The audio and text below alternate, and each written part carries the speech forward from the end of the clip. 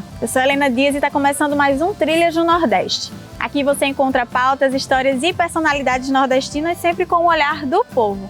Reportagens e entrevistas que falam sobre o Nordeste e dão evidência às nossas narrativas de resistência, mas também de fartura e solidariedade. Vamos ver o que temos para hoje? No quadro Sertão da Gente, vamos ficar por dentro da lista vermelha da fauna ameaçada do Ceará. São mais de 100 espécies de animais correndo risco de extinção. Já no território de solidariedade, vamos conhecer uma iniciativa emergencial que tem arrecadado doações para famílias atingidas pelos impactos das fortes chuvas que chegaram ao Rio Grande do Norte.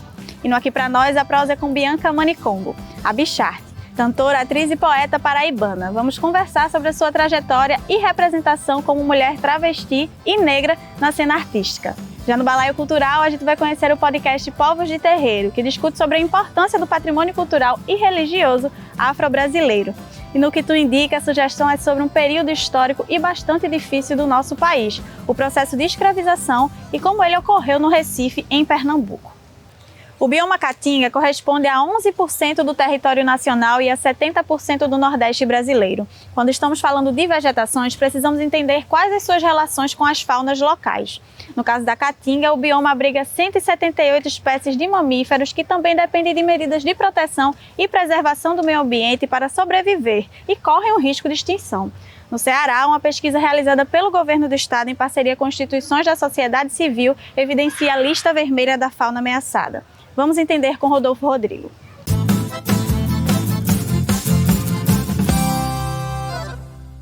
Se engana quem pensa que na Caatinga, com terras secas e um longo período de estiagem, falta vida e diversidade. A fauna diversa e singular presente no bioma é composta por aproximadamente 1.300 espécies de animais, dentre os quais mais de 300 são exclusivos da Caatinga, segundo o Instituto Chico Mendes de Conservação da Biodiversidade, o ICMBio. As peculiaridades da Caatinga fizeram com que, ao longo da história da evolução do bioma, os animais ali presentes apresentassem adaptações necessárias à sua sobrevivência. Por exemplo, muitos deles apresentam o hábito de se esconder do sol durante o dia, outros de fazer migrações no período mais intenso de estiagem, alguns até possuem uma couraça mais resistente à perda de água, como é o caso do tatu canastra. Segundo uma pesquisa realizada pela Secretaria de Meio Ambiente do Estado do Ceará, em parceria com instituições da sociedade civil, eles estão em extinção. A lista vermelha de fauna ameaçada do Ceará apresenta 128 espécies de mamíferos que precisam de cuidado. Então, no Brasil, mundo afora, é utilizado o método internacional que foi criado pela IUCN. Então, ela estabelece parâmetros e critérios para que você possa avaliar e analisar o estado de conservação desses animais.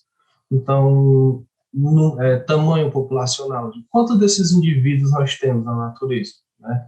Então, a partir das publicações científicas, pesquisas acadêmicas, nós conseguimos chegar a esse número. Dados morfológicos, genéticos, geográficos, né? Os tipos de ameaça, que é um dos principais pontos que recaem sobre a fauna ameaçada do Estado. Então, nós analisamos esses dados, né? Tipo assim, o que nós temos de população, o que nós temos de distribuição, e comparamos com os critérios que foram estabelecidos. Das mais de 100 espécies listadas, a anta também está em extinção e 28 espécies sofrem a ameaça grave, como a onça-pintada, o tamanduá-bandeira, o queixada e populações nativas de bicho-preguiça. Extinção é uma coisa para sempre, né? Significa que aquela espécie vai desaparecer, ela não vai ter mais possibilidade de voltar ao hábitat natural.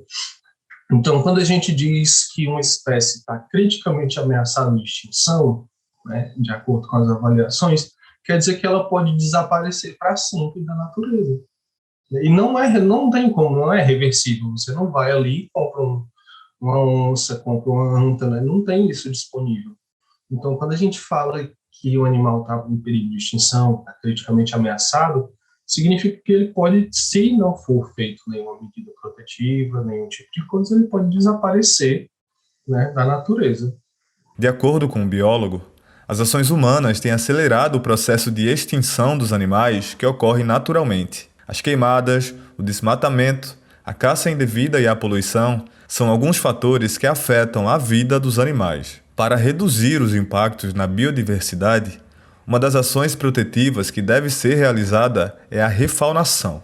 E a refaunação, ela parte de um princípio bem interessante, que é identificar uma espécie que tenha um importante papel ecológico dentro do ambiente. Então, identificamos essa espécie e tentamos reintroduzi-la no ambiente que ela já ocorria antes, mas não está mais, e vemos, né, a forma como isso vai afetar, né, a ecologia, a fisiologia desse ambiente, né? Uma das espécies que ajuda na refaunação é o pequeno roedor cutia, presente no Ceará e que trabalha como um distribuidor de sementes. Com a alimentação recheada de sementes, a cutia vai distribuindo elas por onde passa através das suas fezes. Dessa forma, a introdução de um grupo de cutias poderia recuperar habitats naturais, auxiliando no retorno de outras espécies, como primatas, aves e pequenos mamíferos. Além da refaunação, um projeto de reprodução in vitro e clonagem de espécies ameaçadas também está em avaliação pelos cientistas do Ceará. Mas até lá, políticas públicas devem ser pensadas para proteger os habitats e a diversidade presente na Caatinga. Tudo indica que o Nordeste não está preparado para lidar com as fortes chuvas e o avanço das mudanças climáticas. Quem mais sofre é o povo e é o povo também que mais se ajuda. No Rio Grande do Norte, uma campanha de solidariedade já doou mais de 20 toneladas de alimentos, roupas e materiais de higiene para famílias impactadas pelas chuvas que chegaram ao estado. A iniciativa vem atuando durante todo o período de pandemia e agora se coloca em mais essa frente de apoio à população. O repórter Rodolfo Rodrigo nos traz mais detalhes e também conta como é possível se somar para ajudar.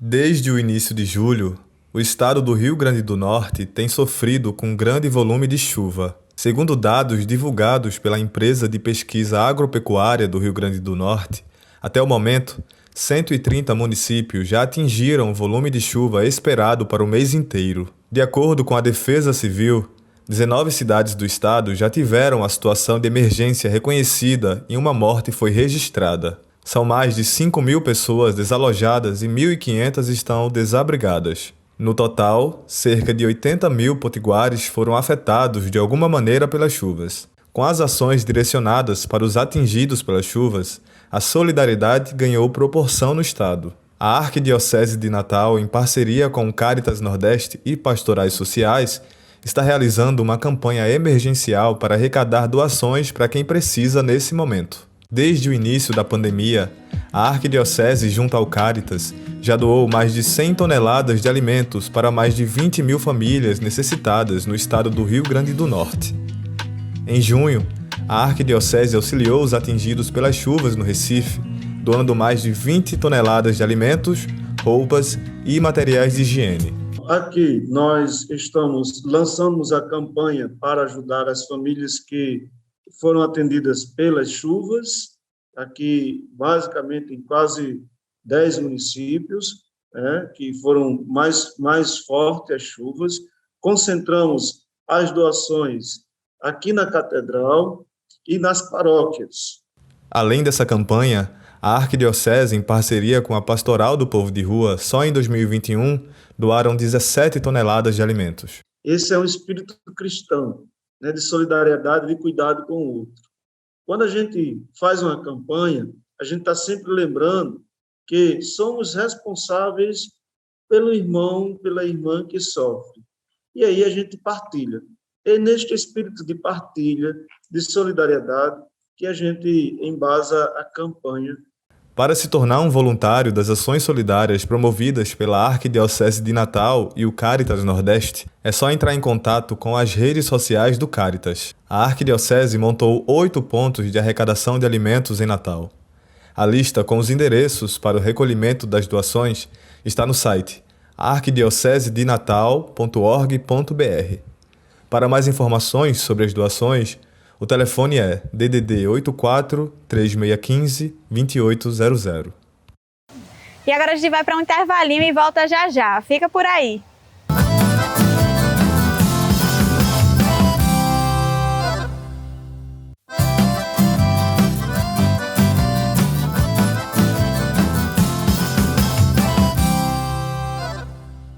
Voltamos com o Trilhas. E nós agora vamos prosear com uma personalidade muito expressiva da cena artística e jovem da Paraíba. Bianca Manicongo é mais conhecida como Bicharte. Marca sua presença na música, na poesia e em diversos frontos, também por meio de suas palavras carregadas de uma identidade travesti, negra e nordestina. Com origem no rap e na poesia de rua, aos 21 anos, Bianca vem fazendo uma transição para a cena pop. É sobre esse e outros assuntos que a gente conversa com ela. Vamos conferir.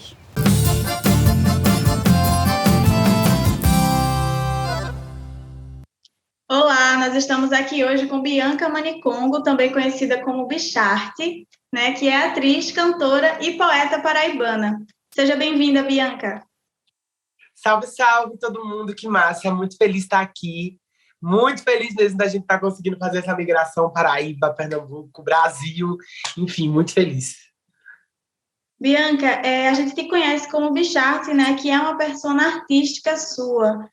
Quando é que Bicharte nasce para você e quando é que Bicharte nasce para esse mundo artístico? Eu lembro que eu fui para o Slam Brasil em 2018, que é o Campeonato Nacional de Poesia Falada, e eu fui ainda com o nome antigo, com o rosto antigo, com o corpo antigo, e eu não passei da primeira fase, sabe? E isso me assustava bastante, porque eu já gostava de fazer poesia. Mas eu entendi que não tinha como eu ganhar nada com aquele corpo, com aquele nome que não era meu. Então eu perdi na primeira fase, voltei para João Pessoa e voltei com a ciência de que eu não era um homem e de que eu nenhum tipo de trabalho, nenhum tipo de arte que eu quisesse fazer, eu iria fazer enquanto homem. Então eu lembro que eu andava na rua e eu era sempre chamada de bicha, né? E eu sempre fiz arte, desde os meus 8 anos de idade.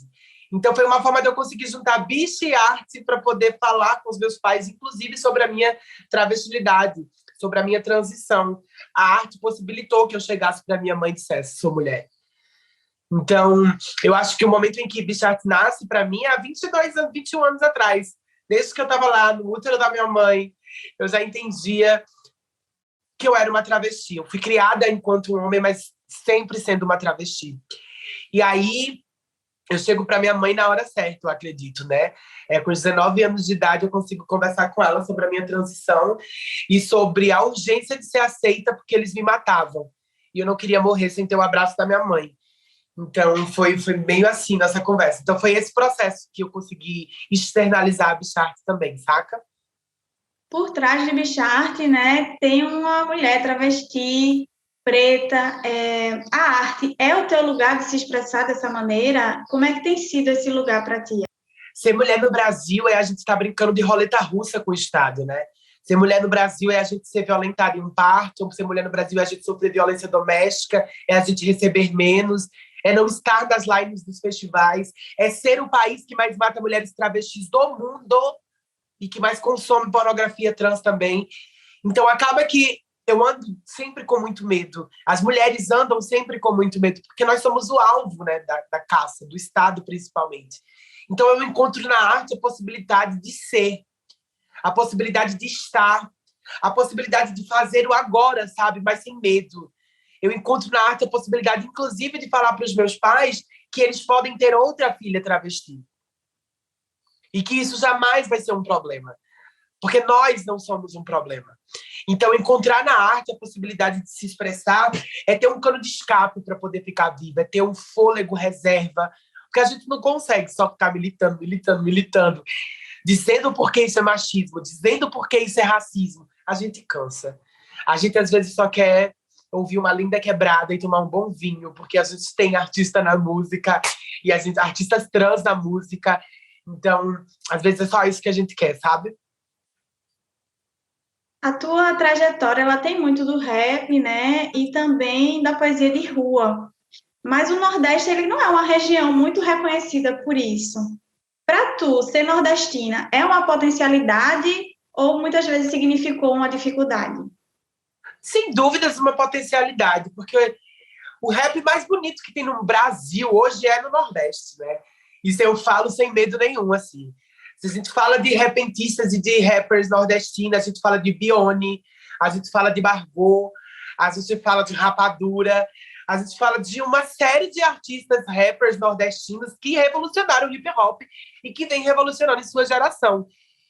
Então, assim, para mim, ser uma artista nordestina é sempre muito, muito privilégio, né? Porque a gente tem um flow diferente, um sotaque diferente, uma criação diferente.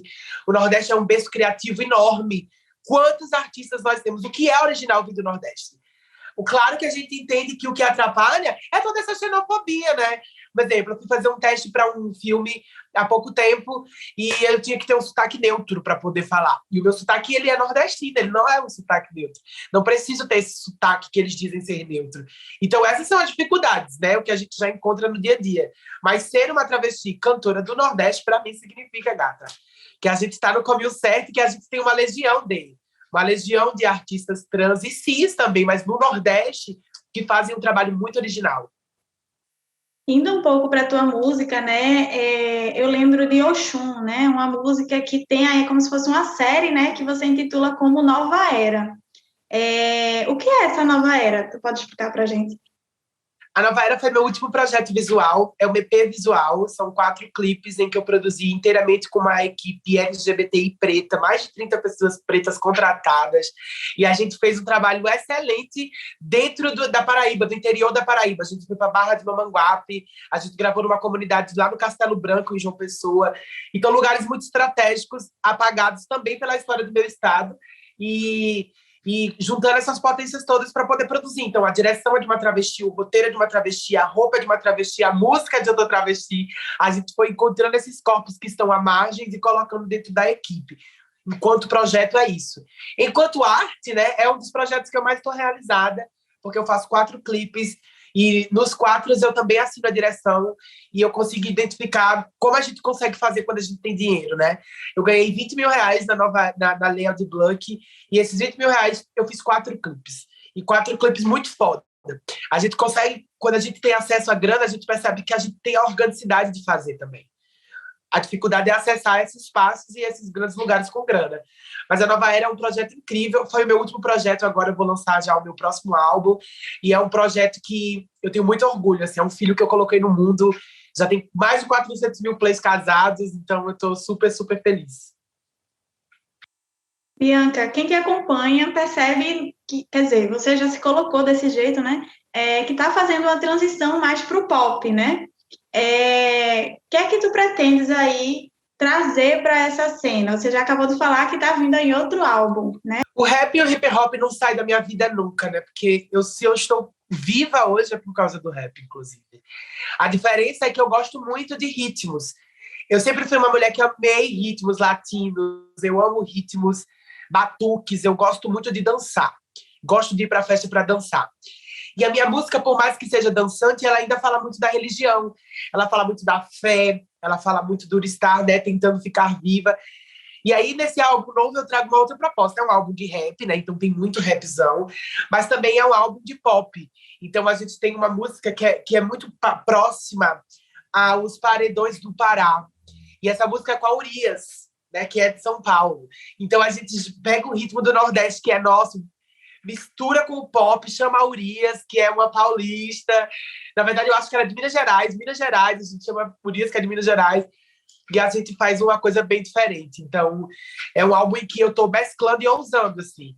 É um álbum que tem muitas participações especiais, da Drica Barbosa, a Urias, Bia Ferreira, a Fúria Negra, o Init, Juliano. Tem uma série de artistas que eu admiro. Então, tá bem especial. É um álbum para dançar com a mão na cabeça, assim, ó. E chegou mais um intervalo. Eu volto já já.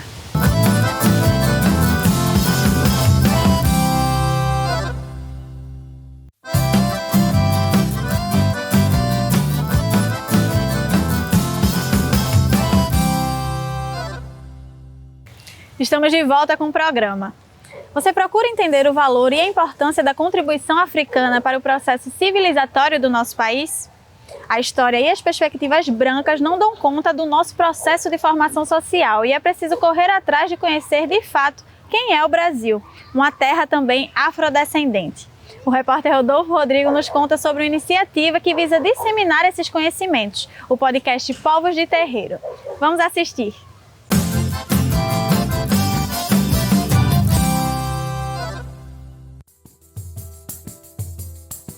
Quando os conhecimentos ancestrais negros atravessaram o Atlântico, Bordados nas peles dos povos escravizados, a fé se reinventou como possibilidade de vida ante o processo da colonização branca. Nos terreiros de Umbanda, Jurema e Candomblé, através dos babalorixás e ialorixás, Exu abre caminhos para que toda casa seja encruzilhada de saberes coletivos.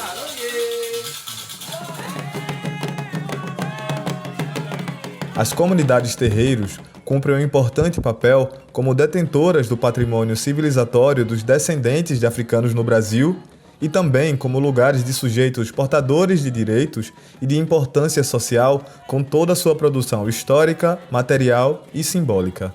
Para introduzir essa discussão nas mídias, o Centro Cultural Bom Jardim, instituição voltada para a promoção de arte e expressões culturais do governo do Ceará, através da iniciativa Conversas de Terreiro, criou o podcast Povos de Terreiro.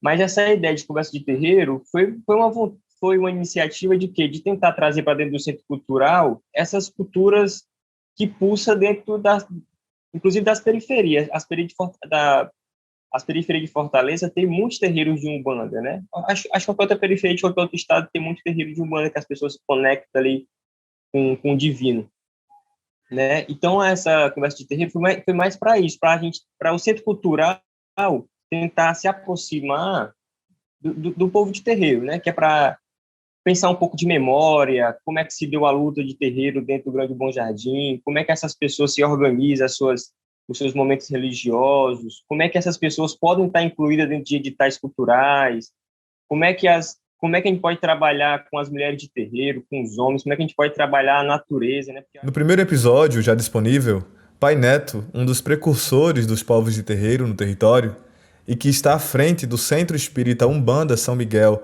desde 1982, conversa com Janaína Silva, outra referência no Bom Jardim, mãe de santo do Palácio das Águas desde 2007.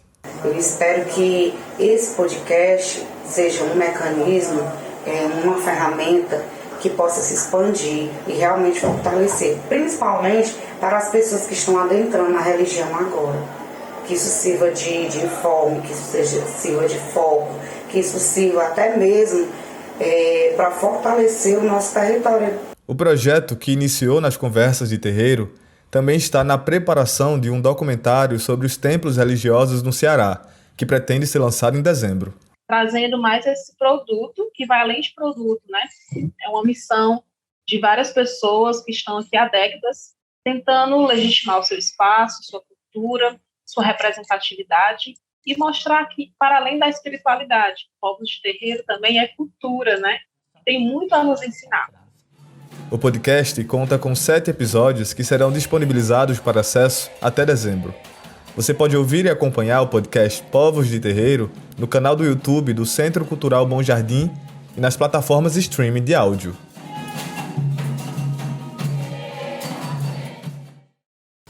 E quem ouviu nosso chamado para enviar dicas culturais foi a jornalista recifense Cleide Alves. No Que Tu Indica de hoje, Cleide nos sugere um livro que contextualiza bem um período difícil e importante da história do nosso país e como ele se passou no Recife, em Pernambuco. Vamos ver a dica dessa semana.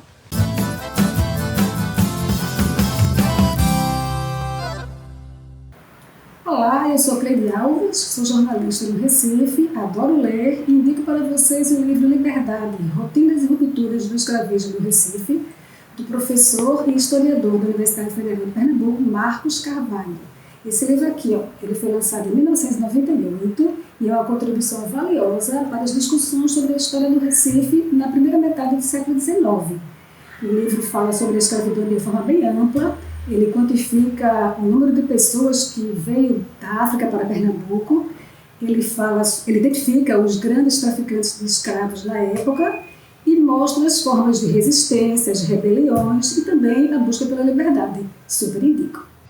Obrigada pelo vídeo, Cleide. Lembrando que você pode participar do quadro também. Basta gravar um vídeo de até 1 minuto de forma horizontal com a sua dica cultural. Depois é só mandar para o WhatsApp do Brasil de Fato Pernambuco. O número é DDD 81 996060173. Já para sugerir pautas e outros conteúdos, é só falar no e-mail pautape@brasildefato.com.br. A gente agradece a sua audiência. Você assiste esse e outros episódios nos canais do Brasil de Fato Pernambuco e da TVT no YouTube. Até semana que vem, sempre nas sextas-feiras às 9 da noite.